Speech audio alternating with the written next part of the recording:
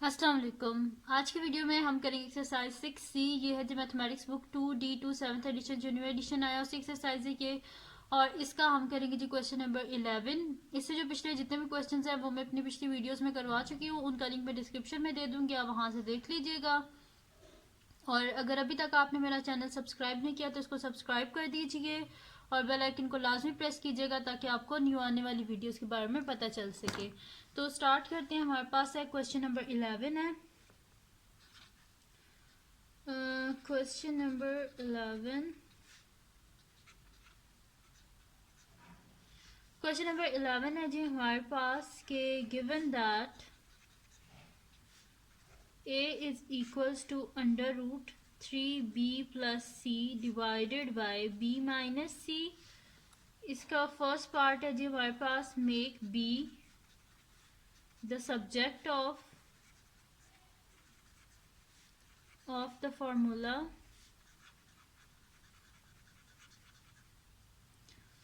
और सेकंड है जी हमारे पास फाइंड द वैल्यू ऑफ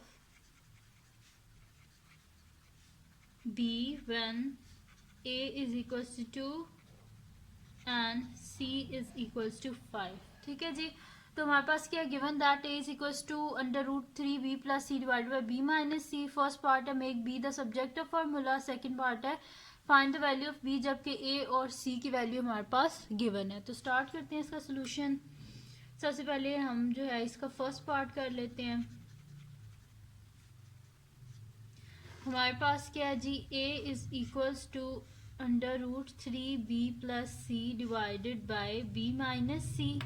इसमें हमने क्या करना है, b की वैल्यू को फाइंड आउट करना है। तो हम यहाँ पे कर लेते हैं कि बोथ साइड पे स्केयर ले लेते हैं क्योंकि हमारे पास जो यहाँ से हमने अंडर रूट को ख़त्म करना है। ठीक है, तो मैं यहाँ पे लिख देती हूँ square taking square root on both sides. ठीक है, बोथ साइड्स पे हम क्या कर लेंगे, स्केयर रूट ले लेंगे। तो हमारे पास आ जाएगा A square is equals to under root 3b plus C divided by b minus C का होल स्केयर। तो हमारे पास क्या हो जाएगा कि स्केयर और स्केयर रूट आपस में कैंसिल आउट। तो हमारे पास आ जाएगा A square is equals to 3b plus C divided by b minus C. ठीक है जी, ये आ गया हमारे पास। अब हमने क्या करना है, b की वैल्यू को फाइंड आउट करना है। तो सबसे पहले हम यहाँ से डिनोमिनेटर को ख़त्म करते हैं। तो बोथ साइड पे मैं क्या कर देती हूँ, मल्टीप्लाई कर देती हूँ b माइनस सी को। तो b minus C multiply by A square is equals to 3b plus C divided by b minus C multiply by b minus C. अब b माइनस सी और b माइनस सी आपस में कैंसिल आउट हो गया। तो हमारे पास क्या आ जाएगा कि ए स्केयर इंटू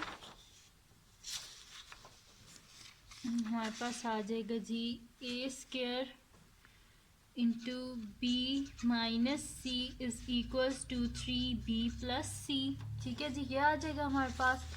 अब हम क्या करेंगे, इसको अंदर मल्टीप्लाई कर देंगे। तो हमारे पास क्या आ जाएगा, A square B minus A square C is equals to 3b plus C. ठीक है जी, ये आ गया हमारे पास।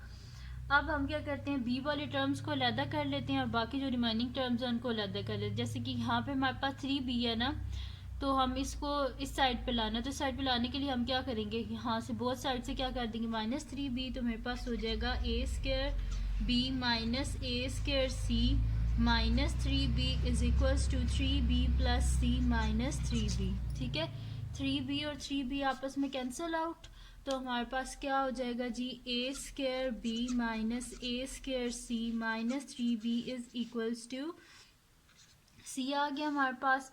अब आप देखें कि तो मेरे पास क्या है, यहाँ पे माइनस ए स्केयर सी है, इसके साथ बी नहीं है, यानी कि इस टर्म को भी हमने अलहदा करना। तो फिर ये माइनस है, तो माइनस का ऑपोजिट क्या होता है, प्लस। यानी कि बोथ साइड पे हम क्या कर देंगे, प्लस कर देंगे ए स्केयर सी। तो A square B minus A square C minus 3b plus A square C is equal to C plus A square C.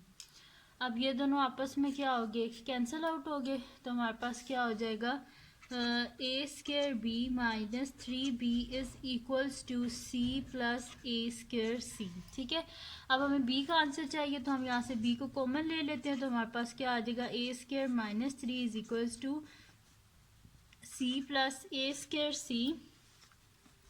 तो अब हम क्या कर देते हैं, b का आंसर चाहिए तो बोथ साइड पे ए स्क्र माइनस 3 से डिवाइड कर देते हैं, तो हमारे पास क्या हो जाएगा, यहाँ पे ये कैंसिल आउट हो गया, तो हमारे पास आ जाएगा b is equals to C plus A square C divided by A square minus 3। ठीक है जी, तो ये आ गया हमारे पास फर्स्ट पार्ट का आंसर आ गया है, जो कि हमारे पास है b is equals to C plus A square C divided by A square minus 3। ठीक है जी, ये आ गया हमारे पास। अब हम क्या कर लेते हैं कि इसका जो सेकंड पार्ट है वो अब हम सॉल्व कर लेते हैं। तो सेकंड पार्ट में हमने क्या करना है कि find the value of b when a is equals to 2 c is equals to 5। ठीक है, तो यहाँ पे मैं b की वैल्यू को इस साइड पे लिख लेती हूँ। पहले b की वैल्यू मेरे पास आई है जी, b is equals to c plus A square C divided by A square minus 3। ठीक है, ये आई है मेरे पास b की वैल्यू, और इधर इन्हें दिया हुआ क्या है, सेकंड पार्ट में हमारे पास है कि when a is equals to 2 and c is equals to 5। तो यहाँ पे जी सेकंड पार्ट है, इसका सोल्यूशन हम स्टार्ट कर रहे हैं।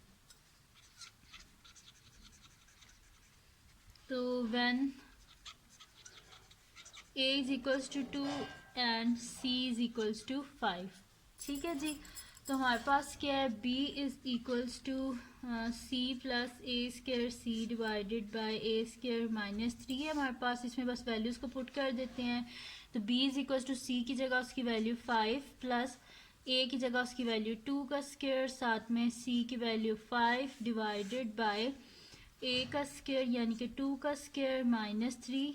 तो b is equals to 5 plus 2 का स्क्वायर क्या हो जाएगा, 4 हो जाएगा हमारे पास, और 5 as it is divided by 2 का स्क्वायर 4 माइनस 3। तो b is equals to 5 plus 5 4 is 20 divided by 4 minus 3 1, यानी कि b is equals to 20 plus 5 25 divided by 1 25 ही होता है। तो ये हमारे पास इसका आंसर आ गया है कि हमने b की वैल्यू फाइंड आउट कर ली है, जो कि हमारे पास क्या आ गया 25। ठीक है जी, तो ये आ गया हमारे पास इसका सोल्यूशन।